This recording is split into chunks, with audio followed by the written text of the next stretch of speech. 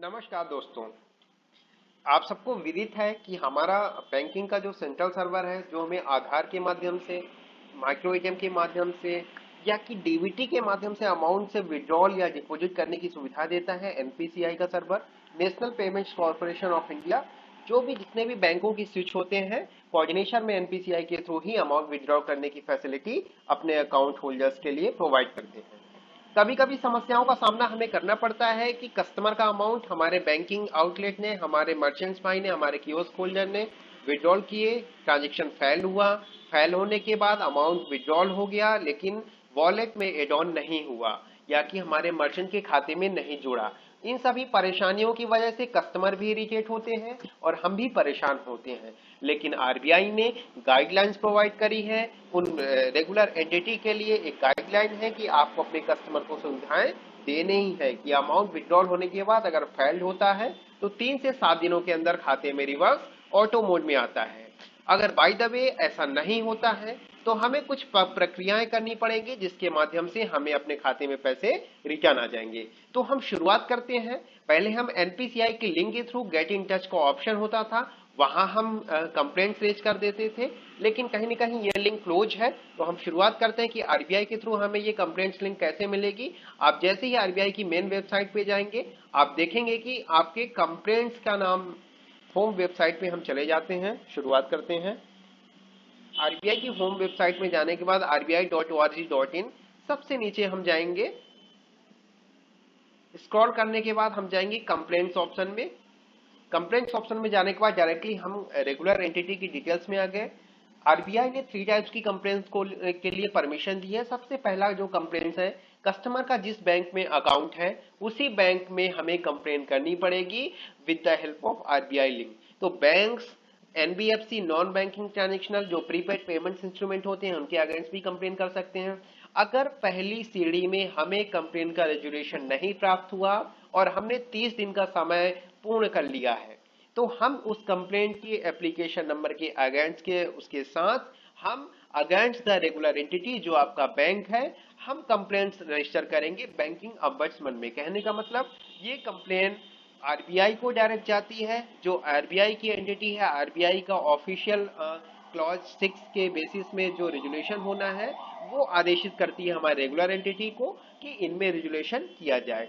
कहीं ना कहीं कभी हमें ग्रीवेंस रेजुलेशन आरबीआई के थ्रू भी नहीं प्राप्त होता है तो एक तीसरा पड़ाव है कि हम आरबीआई के थ्रू भी कंप्लेंट पेश कर सकते हैं जिसमें कि कमेटी निर्धारित की गई है और कमेटी इसका रेजुलेशन प्रॉपरली करती है। तो हम शुरुआत करते हैं कि बैंक के अगेंस्ट में कंप्लेंट कैसे करें। जिस बैंक का कस्टमर हो, अगर उसके खाते का अमाउंट विड्रॉल हो गया हो और ट्रांजेक्शन फेल हो गया हो तो हम बैंक में क्लिक करते हैं।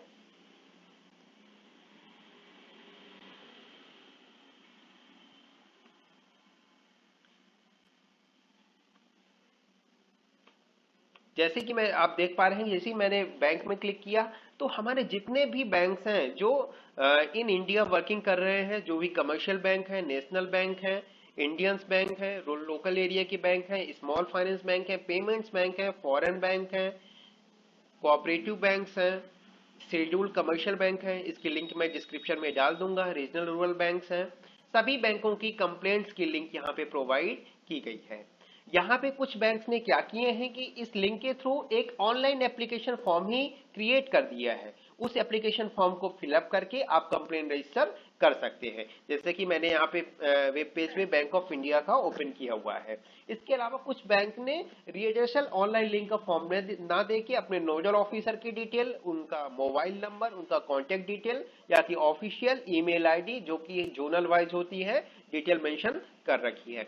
हमें ऐसे केसेस पे क्या करना है कि प्रॉपरली ईमेल के माध्यम से शुद्ध हिंदी या इंग्लिश में ईमेल टाइप करके प्रॉपरली ट्रांजैक्शन आईडी डाल के, डेट ऑफ ट्रांजैक्शन, अमाउंट डाल के मेल करना है कि सर हमने खाते से पैसे इस माध्यम से निकाले थे, ट्रांजैक्शन असफल होने से, लेन देन असफल होने से अमाउंट विड्रॉल हो गया लेकिन हमारे खाते में रिवर्स नहीं आया है। वो ऑटोमेटिक में ही कंप्लेन आईडी जनरेट कर देंगे। अगर 30 दिन के अंदर रेजुलेशन नहीं हो पाता है बैंक से, एंटिटी से, तो फिर हमें बैंकिंग के ऑम्बड्समैन में क्लिक करके click here to file complain against the any regulatory में क्लिक करना है और हमें कंप्लेन रीएड्रेसल करनी है। जैसे हम क्लिक करेंगे फाइल कंप्लेंट्स में चले जाएंगे, आप अपने कंप्लेंट्स को चेक भी करते रह सकते हैं। अगर कुछ अपील करना है तो यहाँ से आप अपील भी कर सकते हैं। तो हमेशा याद रखना है, आपको 3 पड़ाव रखने हैं। पहली सीढ़ी है कि आपका 3 से 7 दिन में अमाउंट रिवर्स आ जाता है। दूसरी सीढ़ी अगर अमाउंट रिवर्स नहीं आता है तो हमें अपने बैंक जो हमारा रेगुलर एंटिटी है उसी के अगेंस्ट में कंप्लेन दिए गए लिंक के माध्यम से क्लिक करके करना है। अगर ऑनलाइन फॉर्म है तो ऑनलाइन भरना है, अदरवाइज दिए गए ईमेल आईडी पे मेल करना है।